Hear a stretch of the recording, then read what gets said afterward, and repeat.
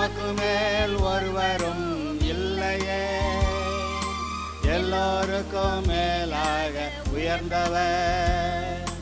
உமக்கு மேல் ஒருவரும் இல்லையே. அல்லேலூயா, அல்லேலூயா, அல்லேலூயா, ஆமென்.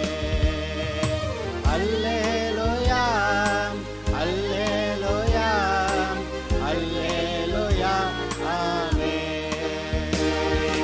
ஒருவரால் சிருஷ்டிக்கப்படாமலே தாமாக என்றென்றும் இருப்பவர்.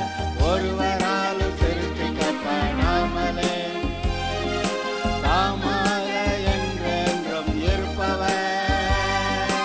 அல்லேலூயா. இப்பொழுதும் கூட 2 தீமோத்தேயு நிருபத்தில் அப்போஸ்தலனாகிய பவுல் தீமோத்தேயுக்கு எழுதுகிற அந்த போதனைகளை சற்று கவனிக்கிறோம்.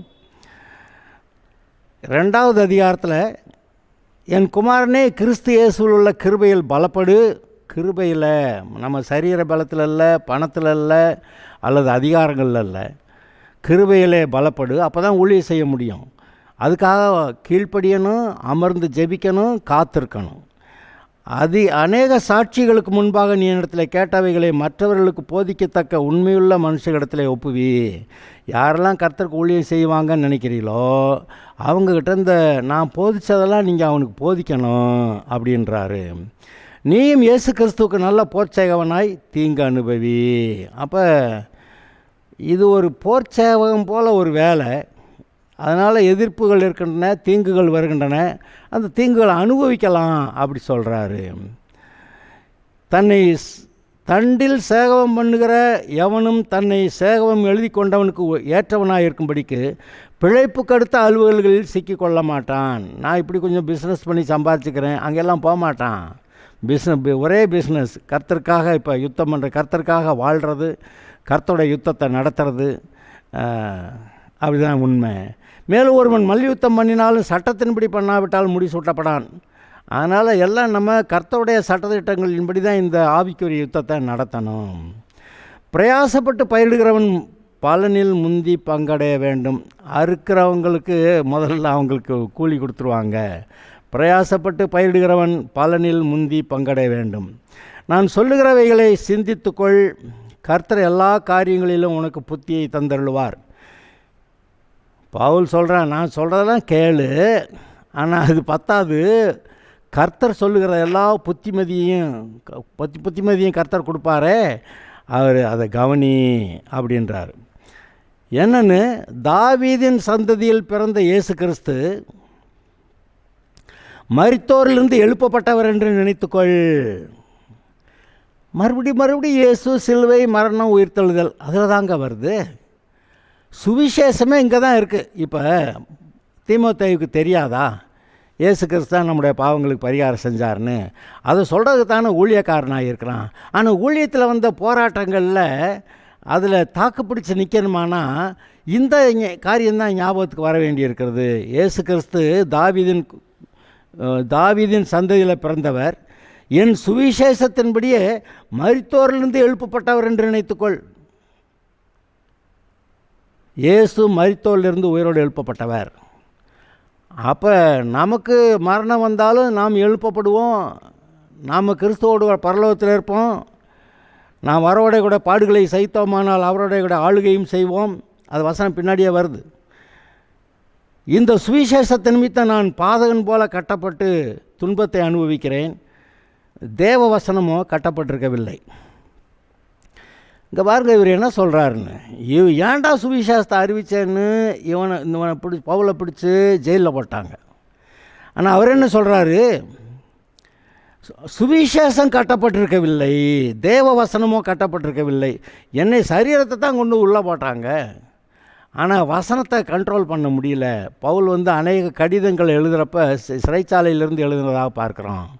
அப்புறம் வர்றவங்க போகிறவங்களுக்கெல்லாம் அங்கே வசனத்தை சொன்னதாக பார்க்குறோம்.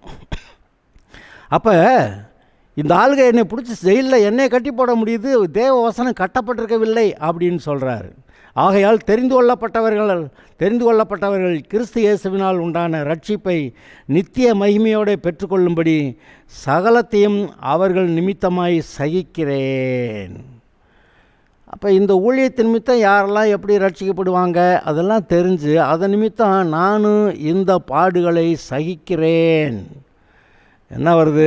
நம்முடைய வாழ்க்கையில் நாம் கர்த்தருக்கு பிரியமாக இருந்து சாட்சியாக இருந்து அப்புறம் கர்த்தருக்கு ஏதாவது 1-2 பேருக்கு ஊழியம் செய்ய முடியும், 1-2 பேருக்கு சுவிசேஷம் அறிவித்தா வர அந்த பிரச்சனைகளை பற்றி பவுல் பேசுகிறார். எனக்கும் அப்படி பிரச்சனை, நான் அதை அனுபவிக்கிறேன், நீ கொஞ்சம் அனுபவி அப்படின்னு சொல்ல வர்றாரு.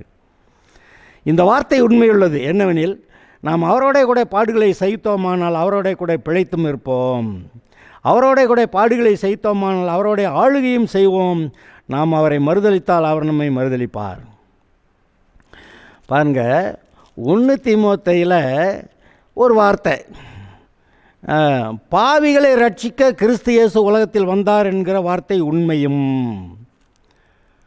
1 தீமோத்தேயு 1:15 பாவிகளை ரட்சிக்க கிறிஸ்து இயேசு உலகத்தில் வந்தார் என்கிற வார்த்தை உண்மையும் எல்லா அங்கீகரிப்புக்கும் பாத்திரமானது. இங்கே என்ன சொல்கிறாரு? இந்த வார்த்தை உண்மையுள்ளது. எந்த வார்த்தை? இயேசு கிறிஸ்து மரித்தோடு எழுப்பப்பட்டார், அவருக்கு நான் ஊழியம் செய்கிறதுனால எனக்கு இந்த பிரச்சனையெல்லாம் இருக்குது, இதெல்லாம் உண்மைதான். ஆனால் அவரோட கூட மரித்தோமானால் அவரோட கூட பிழைத்தும் இருப்போம். இன்றைக்கு நமக்கு வர்ற பாடுகள் ஒரு விஷயந்தான். ஆனால் கர்த்தருக்காக மரிக்கிறதுன்னு ஒன்று இருக்கே, கர்த்தருடைய ஊழியம் செய்து கர்த்தருடைய பிள்ளையாக பரலோகம் போகிற அந்த நேரம் வரும்போது கர்த்தருக்காக மரித்தோமானால் அவரோட கூட பிழைத்தும் இருப்போம். அவரோட கூட பாடுகளை சகித்தோமானால் அவரோட கூட ஆளுகையும் செய்வோம் அப்படின்றார். இது ஒரு முக்கியமான காரியம். அவரோட கூட மரித்தால் அவரோட கூட பிழைத்திருப்போம். ஞான ஸ்நானத்தில் என்ன சொல்லியிருக்கு? நீங்கள் தண்ணிக்குள்ளே போகிறப்ப அவரோட பழைய மனுஷனை அந்த இயேசு கிறிஸ்துவோட சேர்ந்து நீங்கள் அடக்கம் பண்ணதாகவும், அப்புறம் நீங்கள் தண்ணியை விட்டு வெளியே வர்றப்ப இயேசு உயிர்த்தெழுந்த இயேசுவோடு கூட நீங்கள் உயிர்த்தெழுந்த ஆவியோடு கூட நீங்கள் புது ஆவியை பெற்றவர்களாய் சகலமும் புதிதாயினன்னு அந்த பழையகளை ஒழிச்சிட்டு புதிதாயினன்னு சொல்லி புதிய ஆவியை உடையவர்களாய் நீங்கள் கர்த்தருக்காக வாழும்படி இந்த பூமிக்குரிய வாழ்க்கையில் அழைக்கப்பட்டிருக்கிறீர்கள். இங்கே என்ன சொல்கிறாரு? அவரோட கூட மரித்தால் அவரோட கூட பிழைத்தும் இருப்போம். அவரோட கூட பாடுகளை சகித்தோமானால் அவரோட கூட ஆளுகையும் செய்வோம். அப்புறம் ஒரு கேள்வி, ஒரு பதில். நாம் அவரை மறுதலித்தால் அவரும் நம்மை மறுதலிப்பார். நாம் உண்மையில்லாதவர்களாக இருந்தாலும் அவர் உண்மையுள்ளவராக இருக்கிறாரே. நம்ம உண்மையெல்லாம் போனால் அவர் நான் உண்மை இல்லாமல் போகிறாரா? நாம் உண்மையில்லாதவர்களாக இருந்தாலும் அவர் உண்மையுள்ளவராக இருக்கிறார். அவர் தம்மைத்தாம் மறுதலிக்க மாட்டார். இந்த ரட்சிப்பு விஷயத்துலேயும் சரி, நீங்கள் அறிவிக்கிற சுவிசேஷ காரியங்கள்லேயும் சரி, உங்களுடைய வாழ்க்கையில் வருகிற போராட்டங்களில் கர்த்தருடைய வாக்குத்தத்த வசனங்களை பிடித்து ஜெயிக்க வேண்டியிருக்கிறதே அந்த காரியங்களும் சரி, அவர் கொடுத்த வார்த்தையை மறுதலிக்க மாட்டார். ஆதலால் திடன் கொள்ளுங்கள், எழும்புங்கள், கர்த்தருக்காக மரித்தாலும் பரவாயில்லை என்று வாழுவோமாக. அப்போ தான், அதாவது கர்த்தருக்காக மரித்தாலும்னா உடனே மரணம் வந்துடாது. அது ஒரு பெரிய கிருபை. கர்த்தருக்காக மரிக்கிறது. ஸ்தேவான் கர்த்தருக்காக மரித்தான், அவனை கல்லெறிஞ்சாங்க. அப்போ வானம் திறக்கப்பட்டதையும் மனுஷகுமாரன் தேவனுடைய வலது பார்சத்தில் வீற்றிருக்கிறதையும் காண்கிறேன் அப்படின்னு சொன்னால், அதை கேட்டவொன்னு இந்த ஜனங்கள் ரொம்ப ஆத்திரம் வந்துச்சு, ரொம்ப வேகமாக கல்லை விட்டு எரிஞ்சு கொண்டாங்க. ஆனால் இந்த ஸ்தேவானை வரவேற்க இயேசு எழுந்து நின்றார் பரலோகத்தில். அது அந்த மகிமை. அதாவது சில காரியங்களை கர்த்தர் சொல்லலை. ஒரு அம்மா கேட்குறாங்க, நீர் உம்முடைய ராஜ்யத்தில் வரும்போது என் ஒரு மகன் உம்முடைய இடது பக்கத்துலேயும் இன்னொரு மகன் உங்கள் வலது பக்கத்தில் உட்காரட்டும் அப்படின்னு கேட்டால், அது எனக்கு அந்த காரியம் என்கிட்ட இல்லைன்ட்டார். பிதாவோடைய அதிகாரத்தில் இருக்குதுன்னு சொல்லிட்டார் அவர். ஆனால் இப்படி கர்த்தருக்காக மரிக்கிற ஒரு ஆளை பார்த்து வரவேற்க இயேசு தன்னுடைய சிங்காசனத்திலிருந்து எழும்பி நின்றார். அப்படி மனுஷகுமாரன் அங்கே நிற்கிறதை காண்கிறேன் அப்படின்னு சொன்னான். அப்போ இந்த காரியங்களெல்லாம், எந்த காரியங்கள் கர்த்தருடைய பார்வையில் விசேஷமானது, முக்கியமானது அப்படியெல்லாம் நம்ம நினச்சி பார்த்தா, கர்த்தருக்கு ஊழியம் செய்கிறது, சாட்சியாக இருக்கிறது, என்ன அதுக்காக என்ன பாடு வந்தாலும் ஏற்றுக்கொள்கிறது, சகிக்கிறது, இருந்தாலும் விடாமல் சுவிசேஷத்துக்கு, அதாவது நான் உலகத்தின் ஒளியாக இருக்கிறோம், பூமிக்கு உப்பாக இருக்கிறோம், இந்த விதத்தில் ஒரு ஸ்டெப்பும் பின்னாடி வைக்காமல் கர்த்தருக்காக நிலை நிற்பதற்கே அது மிகவும் முக்கியமானது. அவரோட கூட மரித்தோமானால் அவரோடைய கூட பிழைத்தும் இருப்போம், அவரோடைய கூட பாடுகளை சகித்தோமானால் அவருடைய கூட ஆளுகையும் செய்வோம். ஆனால் நம்ம அவரை மறுதளித்தா அவர் நம்மை மறுதளிப்பார். நாம் உண்மையில்லாதவர்களாக இருந்தாலும் அவர் உண்மையுள்ளவர்களாக இருக்கிறார். அவர் தம்மைத்தான் மறுதளிக்க மாட்டார். அவர் சொன்ன வார்த்தையை இல்லைன்னு சொல்ல மாட்டார். இவைகளை அவர்களுக்கு நினைப்பூட்டி ஒன்றுக்கும் பிரயோஜனம் இல்லாமல் கேட்கிறவர்களை கவிழ்த்து போடுகிறதுக்கு ஏதுவான வாக்குவாதம் செய்யாதபடிக்கு கர்த்தருக்கு முன்பாக அவர்களுக்கு எச்சரித்து புத்தி சொல்லு. சும்மா வாக்குவாதம் வழக்காடிக்கிட்டே இருக்கிற அந்த வியாபாரம் நமக்கு ஊழியக்காரர்களுக்கு ஆகாது அப்படின்னு சொல்லி இந்த மாதிரி வழக்காடாதேன்னு மற்றவங்களுக்கு சொல்லு அப்படின்றார். நீ வெட்கப்படாத ஊழியக்காரனாயும் சத்திய வசனத்தை நிதானமாய் பகுத்து போதிக்கிறவனாயும் உன்னை தேவனுக்கு முன்பாக நிறுத்த உத்தமனாய் நிறுத்தும்படி ஜாக்கிரதைப்படு. இது ரொம்ப முக்கியங்க. இன்றைக்கு பைபிள் டாக்ட்ரின்ஸ், பைபிள் கோட்பாடுகள், இது கரெக்டு. எல்லா சபைகள்லையும் எல்லா நாடுகள்லேயும் பைபிள் கோட்பாடுகள் மட்டுமே இருக்க வேண்டும். ஆனால் நாம் என்ன பார்க்குறோம், இப்போ சபை கோட்பாடுகளும் அதில் கொஞ்சம் சேர்க்கிறது. அந்தந்த டினாமினேஷனுக்கு அந்தந்த சபை கோட்பாடுகள் அவங்க அதை சேர்த்துடுறாங்க. சிலர் பாரம்பரியத்தை சேர்த்துக்கிடுவாங்க, சிலர் எதை நகை போடக்கூடாது, வெள்ளை ட்ரெஸ் தான் போடணும், மருந்து சாப்பிடக்கூடாது, அப்படியெல்லாம் என்னென்னமோ பல காரியங்களை சேர்த்துக்கிறாங்க. அப்போ நமக்கு தேவையானது சர்ச் டாக்டரின் இல்லை, நமக்கு தேவையானது பைபிள் டாக்டரின். கர்த்தர் என்ன சொல்லியிருக்கிறாரோ அதுதான் என்னுடைய வாழ்க்கையின் கோட்பாடாக இருக்கும் என்று நாம் தீர்மானிக்க வேண்டும். அதனால் என்ன சொல்கிறாரு, வெட்கப்படாத ஊழியக்காரனாயும் சத்திய வசனத்தை நிதானமாய் பகுத்து போதிக்கிறவனாயும் உன்னை தேவனுக்கு முன்பாக நிறுத்த ஜாக்கிரதையாயிரு. இந்த வசனத்தை வச்சே தப்பாக போதிக்க முடியும். எப்படின்னு நான் சொல்கிறேன். இயேசுநாதர்கிட்ட பிசாசு போதிக்கிறான். நீங்கள் குதிச்சா, அங்கே உப்பரியிலேருந்து குதிச்சா உங்கள் பாதம் கல் இடராதபடிக்கு தூதர்கள் உங்களோட பாதத்தை ஏந்திட்டு போவாங்கன்னு எழுதியிருக்குல்ல, எழுதியிருக்கிறதுன்றான் அவன். 91ஆவது சங்கீதத்தில் எழுதியிருக்கிறது. அவன் அந்த வசனத்தை எடுத்து இயேசுநாதருக்கே பிரசங்கிக்கிறான். அப்போ பைபிள் வசனங்களை நம்ம இஷ்டத்துக்கு வளைச்சி பிரசங்கிக்க முடியும், தப்பாக பிரசங்கிக்க முடியும். ஆனால் கர்த்தர் இப்படி தப்பாக பிரசங்கிட்டோம்னா எழுதினார். ஒரு சட்டம் போட்டாலும் கூட இந்த ஸ்பிரிட் ஆஃப் த லா அப்படின்னு சொல்லுவாங்க. ஒரு சட்டம் இருந்தாலும் கூட அதோட ஆவிக்குரிய தன்மை அப்படின்னு பார்க்குறப்ப அது சுலபமாக இருக்கும், அதுதான் சரியாக இருக்கும். ஓகே, சீர்கேடான வீண் பேச்சுகளுக்கு விலகியிரு. அவைகளால் கள்ள போதகர்களான அவர்கள் அதிக அவபக்தி உள்ளவர்களாவார்கள். வீண் பேச்சு என்ன கொண்டு வந்து விடுது? அவபக்தியை கொண்டு வந்து விடுகிறது. இந்த வசனத்தை திரும்ப வாசிக்கிறேங்க கவனிங்க. சீர்கேடான வீண் பேச்சுகளுக்கு விலகியிரு. அவைகளால் கள்ள போதகர்களான அவர்கள் அதிக அவபக்தி உள்ளவர்களாவார்கள். எப்படி நேரடியாக சீர்கேடான வீண் பேச்சு அது என்னத்தை கொண்டு வருது? அவபக்தியை நம்முடைய வாழ்க்கையிலே கொண்டு வருகிறது. அவர்களுடைய வார்த்தை அரிப்பிளவையை போல படரும். சிலருக்கு புண்ணு வந்துச்சுன்னா அப்படியே படர்ந்து அப்புறம் பெருசாகி அப்படியே பெருசாகிட்டே அரிப்பிளவையை போல படரும். இமனேயும் பிலேத்தும் அப்படிப்பட்டவர்கள். 2 ஆள் பேரை வேறு சொல்கிறாரு.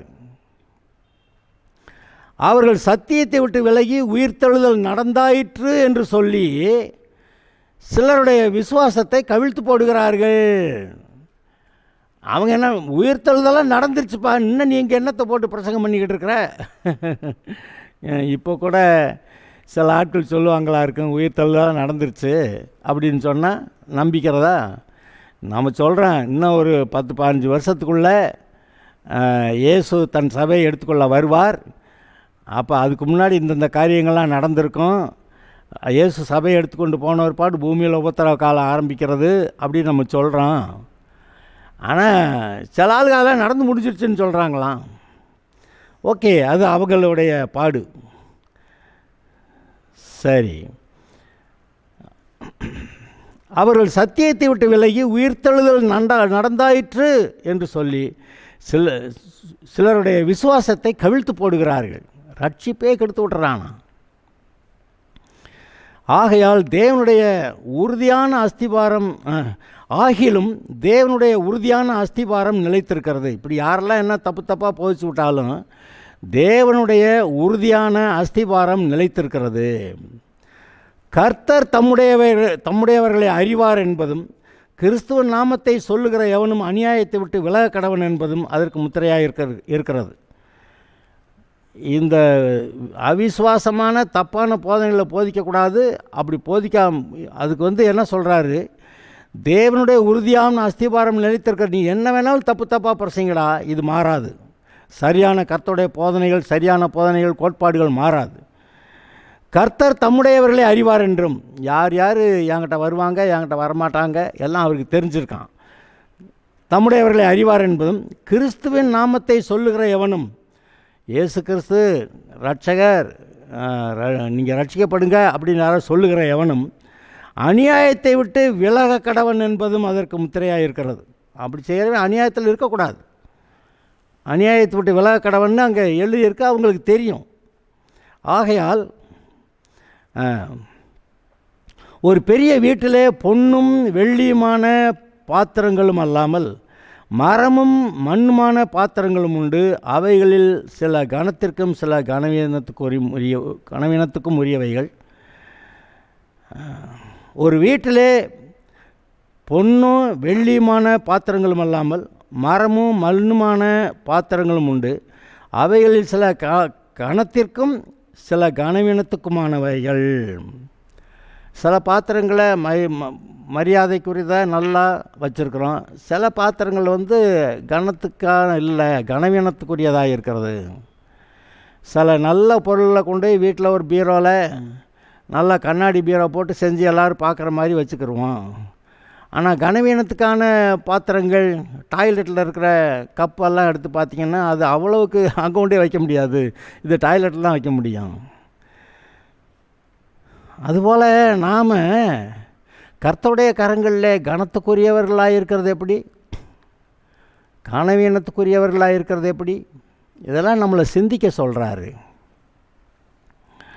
ஆகையால் ஒருவன் இவைகளை விட்டு தன்னை சுத்திகரித்து கொண்டால், அப்போ கர்த்தருடைய ஊழியக்காரர்களுக்குள்ளே கண்ட மோசமான நினைவுகள், போதனைகள் வரும்போது அதெல்லாம் விலக்கி தன்னை காத்து கொண்டால், தன்னை சுத்திகரித்து கொண்டால் அவன் பரிசுத்தமாக்கப்பட்டதும் எஜமானுக்கு உபயோகமானதும் எந்த நற்கிரியைக்கும் ஆயத்தமாக்கப்பட்டதுமான கனத்துக்குரிய பாத்திரமாக இருக்கிறான்.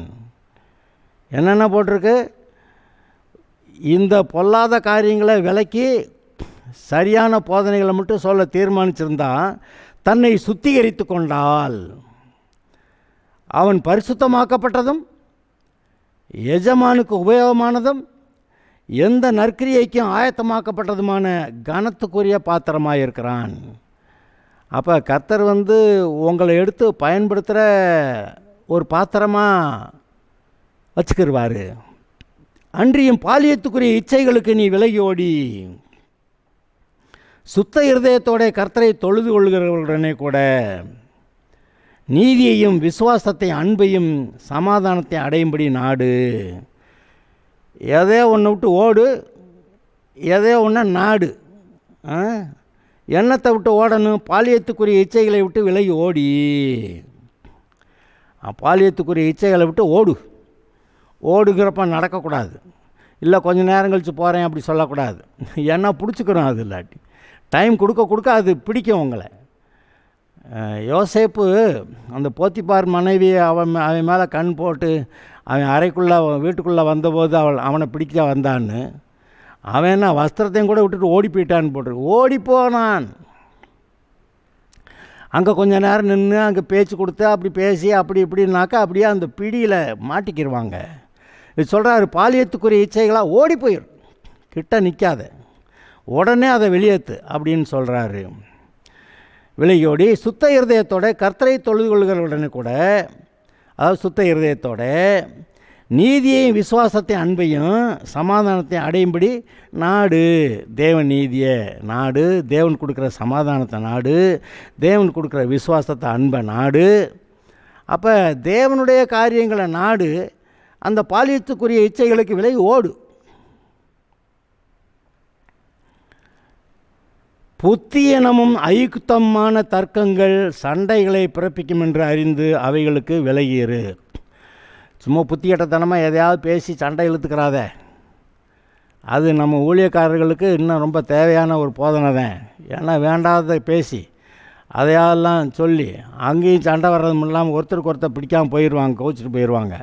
அப்புறம் பரலோகத்தில் வேறு இவன் லூஸ்தனமாக கண்டதை பேசிக்கிட்டு இருந்தேன் அப்படின்னு கர்த்தர் அங்கே ஒரு காரியத்தை சொல்லி வச்சுக்கிட்டு இருப்பார். புத்தியனமும் அயுக்தமான தர்க்கங்கள் சண்டைகளை பிறப்பிக்கும் என்று அறிந்து அவைகளுக்கு விலகியிரு. கர்த்தருடைய ஊழியக்காரன் சண்டை பண்ணுகிறவனாயிராமல். அப்போ சண்டை போடுறது அடிக்கடி ஆசை வரும் போல் ஊழியக்காரன், ஏன்டா இப்படி அநியாயம் பண்ணுற அப்படின்னு அந்த கோபத்தில் ஏதோ ஒரு காரியம் வருகிறது. சண்டை பண்ணுகிறவனாயிராமல் எல்லாரிடத்திலும் சாந்தமுள்ளவனும் போதக சமர்த்தனும் தீமையை சகிக்கிறவனுமாய் இருக்க வேண்டும். இது கொஞ்சம் கஷ்டமான போதனை. கர்த்தருடைய ஊழியக்காரன் சண்டை பண்ணுகிறவனாயிராமல், சண்டை பண்ணாமல் கூட இருந்துடலாம், சண்டை போடாமல் இருந்துக்கிறேன் சொல்லிட்டு அது கூட இருந்துடலாம். எல்லாரிடத்துலையும் சாந்தம் உள்ளவனும், வம்புக்கு வீம்புக்கு பேசிக்கிட்டு இருக்கிற ஆளுகள்கிட்ட போய் அதுக்கு மேலே பேச முடியாது அப்படின்னு சொல்கிறது ஈஸி. ஆனால் அவன்கிட்ட சாந்தமுள்ளவனும் போதக சமர்த்தனும், எப்படி பேசுனா இவன் ஏற்றுக்கிடுவான் அப்படின்னு பார்த்து அது போதக சமர்த்தனும் தீமையை சகிக்கிறவனுமாய் இருக்க வேண்டும். யாருக்கு சுவிசேஷம் அறிவிக்கணும்னு நினைக்கிறோமோ அவங்க தான் நமக்கு ரொம்ப பிரச்சனை எழும்பி நிற்பாங்க. ஆனால் ஒரு காலத்தில் ரட்சிக்கப்பட்டுருவாங்க. நம்முடைய வாழ்க்கையில் அதெல்லாம் பார்க்குறோம், இதில் அனுபவங்களையெல்லாம் நான் பார்க்குறோம். அது நட்டுவாக்களி மாதிரி கடிப்பாங்க, கொட்டுவாங்க. ஆனால் கொஞ்ச காலத்தில் பார்த்தோம்னா ரட்சிக்கப்பட்டுருவாங்க. நம்மளை கொட்டினதும் அவங்க தான், அப்புறமேல் ரட்சிக்கப்பட்டதும் அவங்க தான். அதனால் இப்போதைக்கு நம்ம அவங்க மேலே நியாயத்தீர்ப்பை செலுத்த முடியாது. எதிர்பேசுகிறவர்கள் சத்தியத்தை அறியும்படி தேவன் அவர்களுக்கு மனம் திரும்புதலை அருளத்தக்கதாக. இது ஏதோ ஒரு விஷயம் நீங்கள் கவனிக்கணும். எதிர்பேசுகிறவர்கள், சுவிசேஷத்துக்கு எதிராக பேசுகிறவர்கள் சத்தியத்தை அறியும்படி தேவன் அவர்களுக்கு மனம் திரும்புதலை அருளத்தக்கதாக. முரட்டாட்டம் பண்ணிக்கிட்டு இருக்கிற ஆளுங்க, ஆனால் தேவன் அவர்களுக்கு மனம் திரும்புதலை கொடுக்கட்டும் அப்படின்னு பிசாசனுடைய இச்சையின்படி செய்ய அவனால் பிடிபட்டிருக்கிற அவர்கள் மறுபடியும் மயக்கம் தெளிந்து அவன் கண்ணிக்கு நீங்கத்தக்கதாகவும் சாந்தமாய் அவர்களுக்கு உபதேசிக்க வேண்டும். பிரச்சனையை சொல்லிவிட்டு என்ன செய்யணும்னு சொல்கிறார். பிரச்சனை என்ன? பிசாசோட இச்சைகளின்படி செய்ய அவனால் பிடிபட்டிருக்கிறான். பிசாசின் இச்சைகளின்படி செய்ய அவனால் பிடிபட்டிருக்கிற அவர்கள் மயக்கம் தெளிந்து, சாராயத்தை போடணும் கொஞ்சம் நேரத்துக்கு அப்படியே ஆட்டுதில்ல, அந்த மயக்கம் தெளிந்து அவனுடைய கண்ணிக்கு நீங்கத்தக்கதாக, அந்த பிசாசோடைய கண்ணிக்கு நீங்கத்தக்கதாக சாந்தமாய் அவர்களுக்கு உபதேசிக்க வேண்டும். அவர்கிட்ட போய் சட்டம் பேசி ஏய் பாவத்தோடு நீ பரலோகம் போக முடியாது, ரட்சிக்கப்படு அப்படின்னு சொல்ல முடியாது. சாந்தமாக பேசணும். ஏதோ சில வார்த்தைகளை நிதானமாய் பேசுகிறது மூலமாய் அப்படிப்பட்டவர்கள் கூட கூட கவனிக்கிறார்கள், அவர்கள் ரட்சிக்கப்படுகிறார்கள். சாந்தமாய் அவர்களுக்கு உபதேசிக்க வேண்டும்.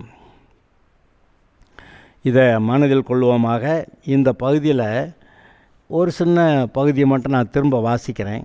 சீர்காடான வீண் பேச்சுகளுக்கு விலகியிரு, அவைகளால் கள்ளப்போதர்களான அவர்கள் அதிக அவபக்தி அடைவார்கள். அவருடைய வார்த்தை அரிப்பிளவையைப் போல படரும். இமனேயும் பிலேத்தும் அப்படிப்பட்டவர்கள். அவர்கள் சத்தியத்தை விட்டு விலகி உயிர்த்தெழுதல் நடந்தாயிற்று என்று சொல்லி சிலருடைய விசுவாசத்தை கவிழ்த்து போடுகிறார்கள். ஆகிலும் தேவனுடைய உறுதியான அஸ்திபாரம் நிலைத்திருக்கிறது. கர்த்தர் தம்முடையவர்களை அறிவார் என்பதும், கிறிஸ்துவின் நாமத்தை சொல்லுகிற எவனும் அநியாயத்தை விட்டு விலக கடவன் என்பதும் அதற்கு முத்திரையாயிருக்கிறது. ஒரு பெரிய வீட்டிலே பொண்ணு வெள்ளியுமான பாத்திரங்களும் அல்லாமல் மண்ணுமான மரமும் மண்ணுமான பாத்திரங்களும் உண்டு. அவைகளில் சில கனத்துக்கும் சில கனவீனத்துக்கு உரியவைகள்.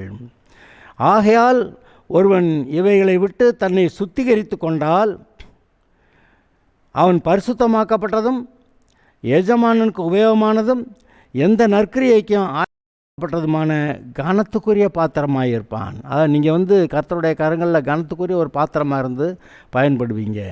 அன்றைய பாலியத்துக்குரிய இச்சைகளுக்கு நீ விலையோடி சுத்த இருதயத்தோட கர்த்தரை தொழுது கொள்கிறவர்களுடனே கூட நீதியையும் விசுவாசத்தையும் அன்பையும் சமாதானத்தையும் அடையும்படி நாடு.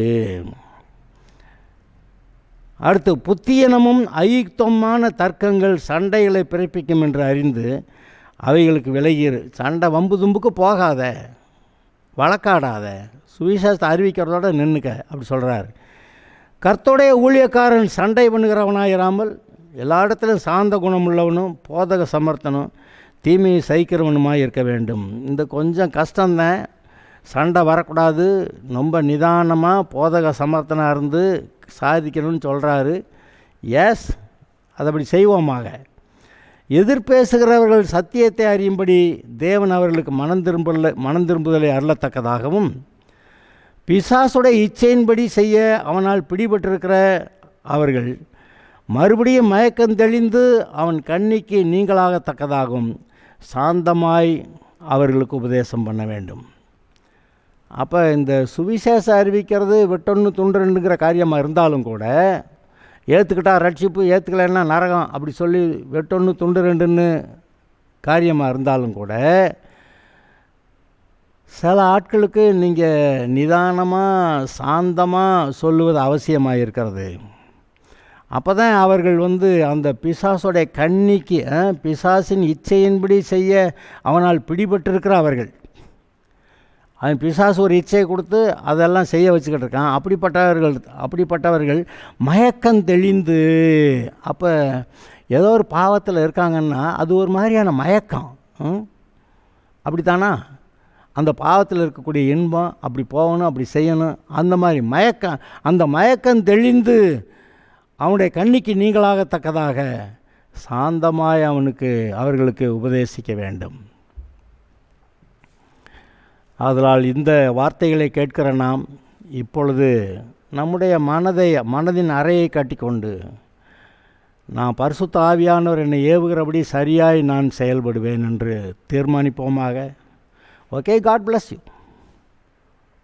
இது போன்ற செய்திகளை கேட்க உண்மையாகவே வானத்தையும் பூமியும் படைத்த தேவனை ஆராதிக்க, அவருடைய போதனைகளை கேட்க இந்த குட் நியூஸ் பைபிள் சர்ச் திண்டுக்கல்லில் பஸ் ஸ்டாண்ட்லேருந்து நடந்து வரக்கூடிய தூரத்தில், சென்னை சில்க்கு அடுத்தபடி தெய்வ சிகாமணிபுரம் ரோட்டில் ஒரு 100 மீட்டர் தூரத்தில் இருக்குது.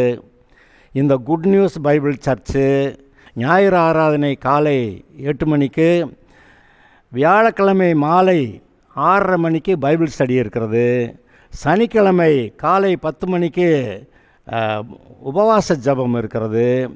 இந்த கூட்டங்களிலே நீங்கள் கலந்து கொண்டு தேவனை அறிகிற அறிவிலே வளர்ந்து உங்களுடைய வாழ்க்கையிலே சரியான தீர்மானங்களை எடுத்து நன்றாக வாழ, தேவனுடைய பரிபூர்ண ஆசீர்வாதங்களை சுதந்திரித்து கொண்டு வாழ நீங்களும் சரி, உங்களுடைய குடும்பத்தார் யாவரும், உங்களுடைய பெற்றோர், உங்களுடைய பிள்ளைகள் எல்லாரும் நன்றாய் வாழ்ந்திருக்க இந்த ஆலய ஆராதனையிலே நீங்கள் கலந்து கொள்ள வேண்டுமென்று உங்களை அன்போடு அழைக்கிறேன். நீங்கள் வாருங்கள், நீங்கள் வந்து பங்கு பெறுங்கள். கர்த்தர் உங்களை ஆசீர்வதிப்பாராக.